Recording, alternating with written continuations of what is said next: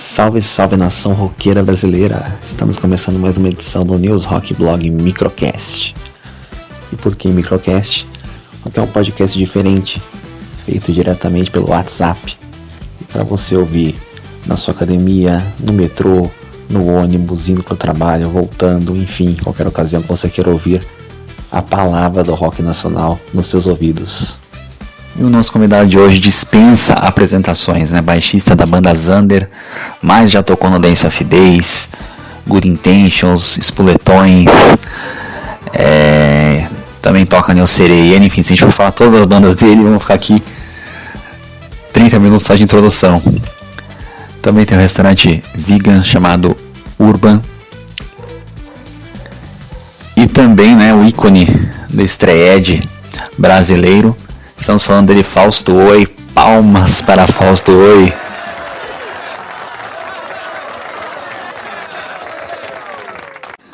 Então vamos lá, Fausto. Eu queria saber primeiramente como começou esse envolvimento com o rock, né? Você se interessar e algum dia falar, putz, acho que eu quero tocar no instrumento. Como é que foi esse início? Fala, Edu, tudo bem aí? Bom, meu envolvimento com o rock começou com a minha irmã, a Fabiana, que ela é 2 anos mais velha do que eu, né? E então ela já iniciou na música um pouco antes, lá na escola, né? Ela curtia muito pop e eu ia na onda dela, assim, digamos, né? A gente assistia TV, eu passava assim, né, na TV aberta, claro. Isso lá pro final dos anos 80. E ela começou a curtir muito o New Kids on the Block, já no começo dos anos 90, né? E em 91, eu acho que foi o grande ano que nós nos tornamos roqueiros, assim. Surgiram vários discos icônicos, assim, e o Guns N' Roses veio tocar no Rock in Rio e passou o clipe de Sweet Child O' Mine na Globo, assim, e aquilo mudou a minha vida, sabe? Aquilo foi um ponto muito importante para mim, que me fez me interessar para entrar de cabeça no rock. E toda essa influência da minha irmã, né? Eu só fui começar a tocar em 96, mas até ali a gente foi construindo toda a nossa bagagem roqueira e eu fui indo mais pro punk rock já por essa época, né? E aí, nesse período, nesse meio tempo assim, o meu pai, ele comprou um violão, depois um contrabaixo para ela acabou não seguindo com os instrumentos, e aí eu comecei a pegar os instrumentos ali para tentar aprender por mim mesmo, assim, comprando revistinha em banco de jornal, né, de uma forma bem rudimentar mesmo, e foi assim que eu comecei a tocar. Como a gente sabe, você participou de muitas bandas, né, então a gente vai tentar resumir aqui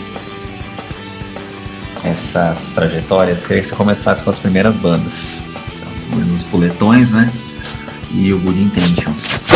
Como foi a formação dessas bandas e como foi o rolê que você fez com elas? Minhas primeiras bandas foram os Spuletões, que eu montei em 96, mas demorou um pouquinho assim pra gente sair do nosso bairro para conseguir tocar, né? A gente ficava ali no Jabaquara, Americanópolis, tava na escola ainda, né? Até às vezes, cabulava aula na escola pra ensaiar. A gente ensaiava no apartamento do baterista. Uma doideira, né? Meter uma banda de punk rock num apartamento, né? Mas foi minha primeira banda.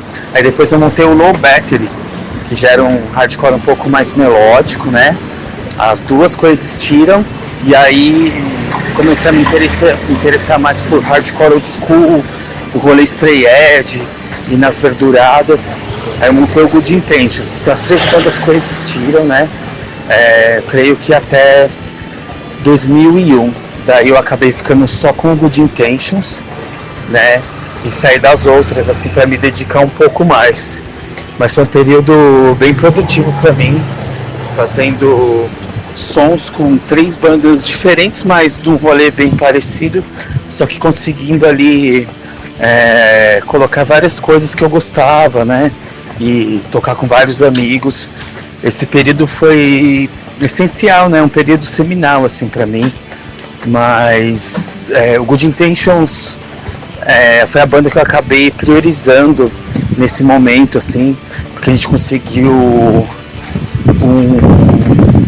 um desenvolvimento maior dentro do cenário, né? Era uma coisa que também eu estava caindo muito de cabeça nesse rolê do Stray Edge desde 98, né? E aí a gente depois grava uma demo legal, sai um split com uma banda da Argentina, foi bem massa. Mas o começo de tudo foram os Spoletões mesmo, né? Que é a banda que, digamos que eu aprendi a tocar, né? Lembro até hoje da primeira música que nós compusemos, uma música de 3 acordes, e foi bem massa, assim. Agora partindo para onde provavelmente a maioria das pessoas que está ouvindo te conheceu, né? Que foi no Dance of Days. Você teve algumas passagens, né, de idas e voltas, mas ficou bastante tempo na banda. Queria saber como você avalia e sintetiza toda essa sua passagem pelo Dance. Uou, passagem pelo Dance, né? Ela foi muito intensa mesmo. Eu passei pela primeira vez, brevemente, em 2002. Foram poucos meses, mas muito intensos. Eu peguei o final da turnê do História Não Tem Fim e comecei já com algumas composições pro Coração de Troia, né? Eu entro no lugar do Júnior, que gravou o História Não Tem Fim, e como estava difícil conciliar a faculdade, eu acabei saindo, e aí entrou o Mi terminou a turnê de História e assumiu ali as composições do Coração de Troia. Mas nesse período que eu fiquei dessa primeira passagem, umas 3 músicas já tinham ali um esqueleto, sabe? A gente chegou a tocar o que seria a correção em algum show, tinha uma letra completamente diferente. Aí eu retorno em 2003, no final do ano. O Mi tinha saído da banda para montar o Glória, se dedicar ao Glória. Entrou o Fábio Pinhal, que era do contraponto do The Boys, só que ele não conseguiu continuar. Então eu volto em 2003 e fico até 2015. E eu acho que foram os anos mais intensos da minha vida, porque eu estava conciliando também com outras bandas. Nesse meio tempo eu acabei saindo do Good Intentions, mas retorno anos depois. Entrei para o Inspire e formei o Eu Serei a Hiena. Na verdade, Eu Serei a Hiena já estava rolando, mas a gente gravou 2 discos. Então foram anos bem intensos, né, para conciliar. E o Dance tinha uma rotina bem assim presente do que seria de ensaios, composições, shows, né? Então era muito presente na minha vida. Muitas viagens, muitas gravações, muitos ensaios, muitas composições. Eu me desenvolvi na banda esse lado mais de composição musical, pensando na canção, em todos os instrumentos, conseguindo dar minhas opiniões, chegando com ideias, né? E foi muito, muito legal. É algo que as pessoas até hoje me encontram nos rolês e falam sobre o Dance of Days, sendo que eu já saí tem um bom tempo, né? Agora em 2025 vão completar 10 anos que eu saí, mas foi tudo tão intenso que as pessoas ainda associam a minha imagem ao dance, assim, né? E isso é muito bom, porque foram anos cruciais na minha vida, assim, muito importantes mesmo. Produzimos muitos discos, DVDs, shows, viagens, entrevistas. entrevistas, muita coisa legal, documentários que o pessoal chamava por conta do Dance of Days, assim, né? Então foi muito intenso e muito bom mesmo.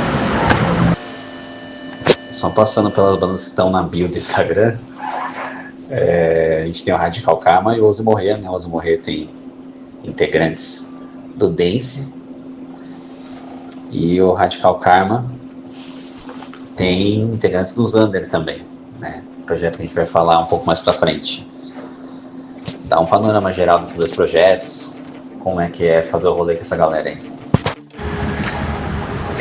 O Radical Karma é um projeto que tá mais parado, assim, porque pra mim, pro Bill, tá bem puxado com as coisas do Xander, né? Mas a banda não acabou, ela tá numa espécie de hiato. Ela conta com o Matheus Brandão na guitarra, que é guitarrista do Chuva Negra também, o Fernando Cheiro na bateria, que é o baterista do Horace Green, e agora ele entrou no Chuva Negra também. Já toquei anteriormente com ele brevemente no Dance of Days, né? Então são pessoas que acabam ficando muito ocupadas, assim, mas é um projeto que eu tenho muito carinho mesmo.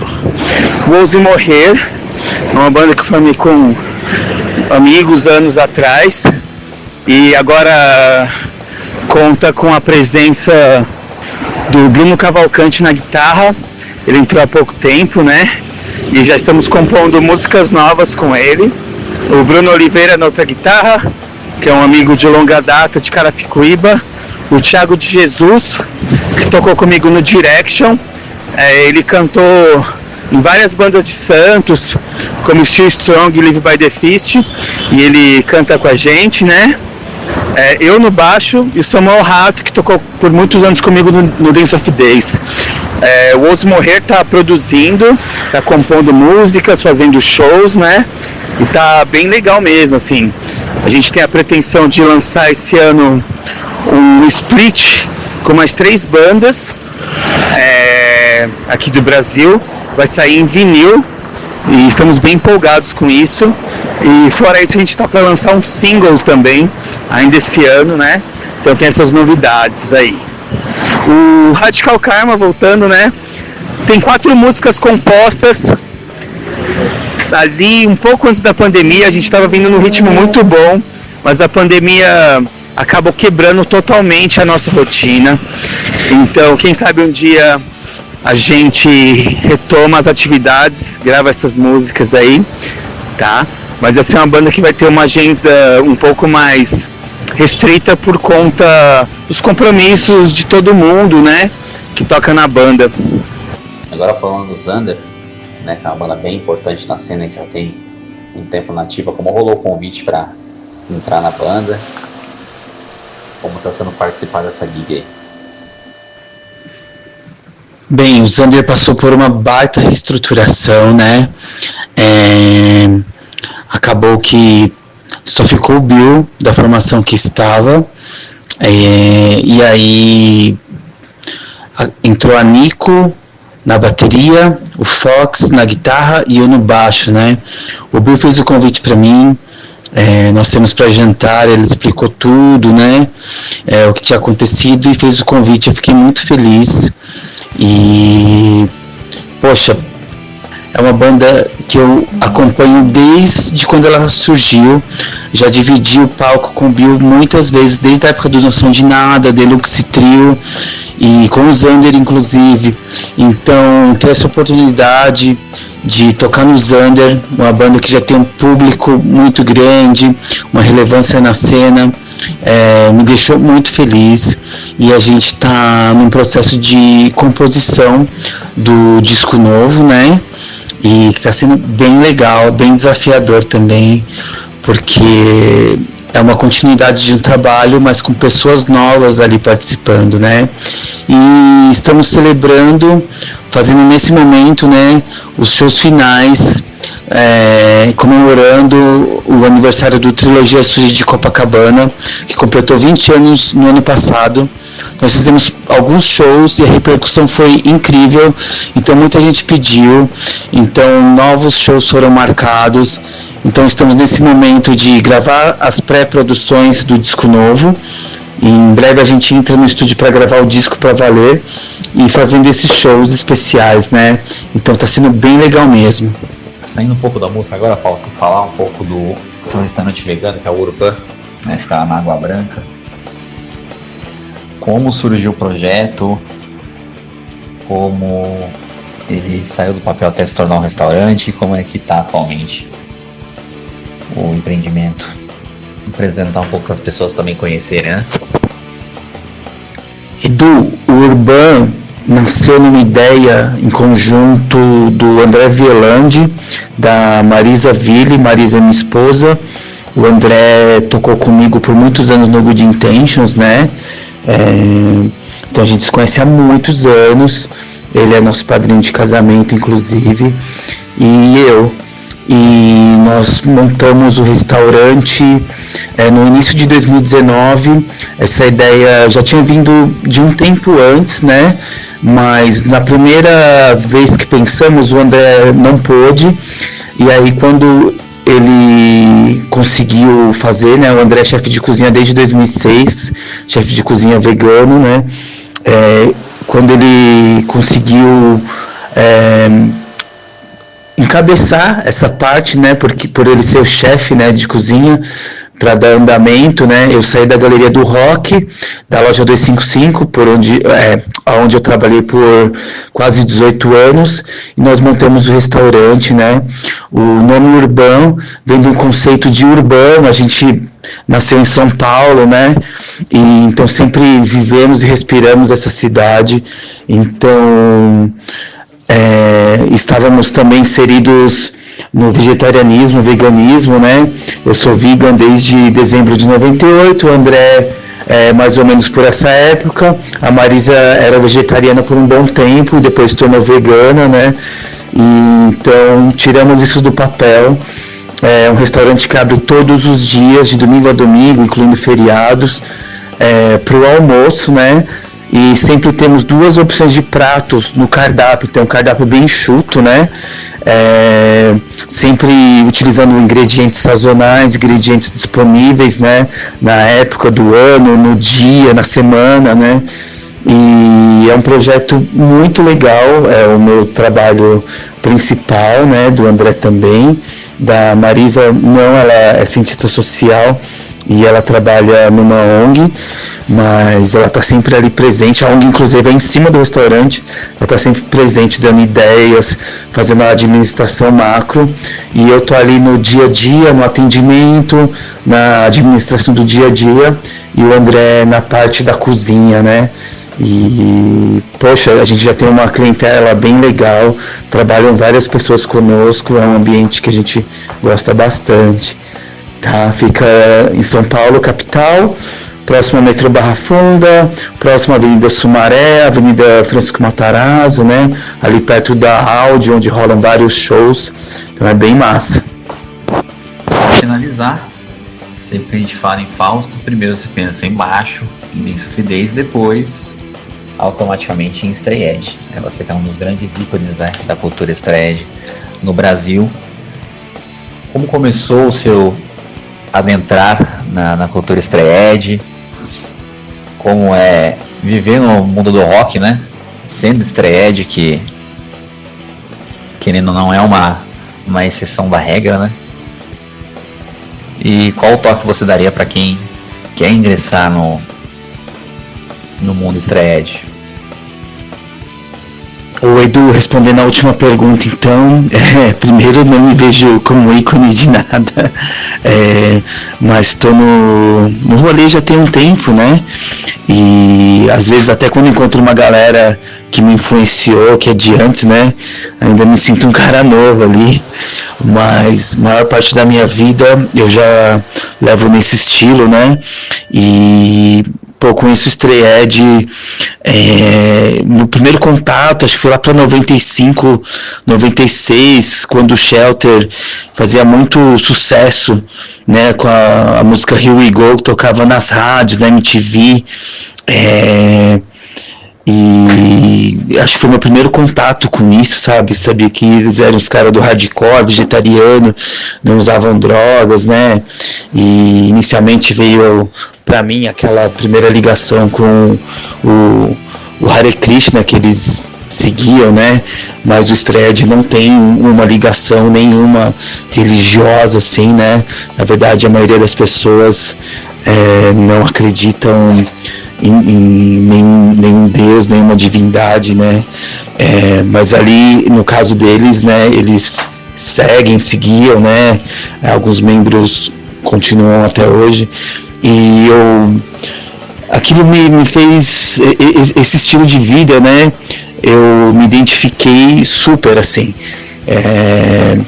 Eu comecei a frequentar as verduradas em 98 e ali comecei a adquirir fanzines, me tornei vegetariano, depois vegano, fui me informando, conhecendo várias bandas, comprando fitas demos, CD demo, CDs, discos, né? E fui conhecendo cada vez mais, e foi a parte do punk, do hardcore que eu me identifiquei e me identifico. Isso para mim faz sentido todos os dias da minha vida, não me vejo vivendo de outra forma. Não quer dizer que é a forma ideal para todo mundo, para mim faz muito sentido, mas o mais importante é a pessoa viver de uma forma que ela se sente bem, que seja sincera com ela mesma, né? Então, para mim é algo que veio super natural. Fiquei muito feliz em conhecer essa comunidade, me inserir, fazer parte, né? Eu vejo o Stray Edge como uma escolha pessoal, mas até pela quantidade de pessoas, pela aquela coisa de grupo, sabe? Então parece que é um movimento, assim, então por isso que existe até o termo movimento Straight Edge, né? Mas que são as pessoas reunidas ali, e as pessoas promoviam shows, eventos, verduradas, palestras, passeatas, protestos, né? Então tem todo esse senso de comunidade também, né? Quando a galera organizava esses shows, né? A verdurada voltou a acontecer, inclusive, isso é bem legal. Então é algo que para mim faz super sentido na minha vida, mas isso nunca foi uma barreira para nenhum relacionamento, nenhuma amizade, sabe? Não coloco isso na frente de nada, porque eu vejo também principalmente como uma escolha pessoal minha. Existem várias formas de se viver, né? E muito obrigado aí pelo interesse em falar comigo e pelas perguntas. Tamo junto. Um grande abraço. Um grande abraço. Um grande abraço.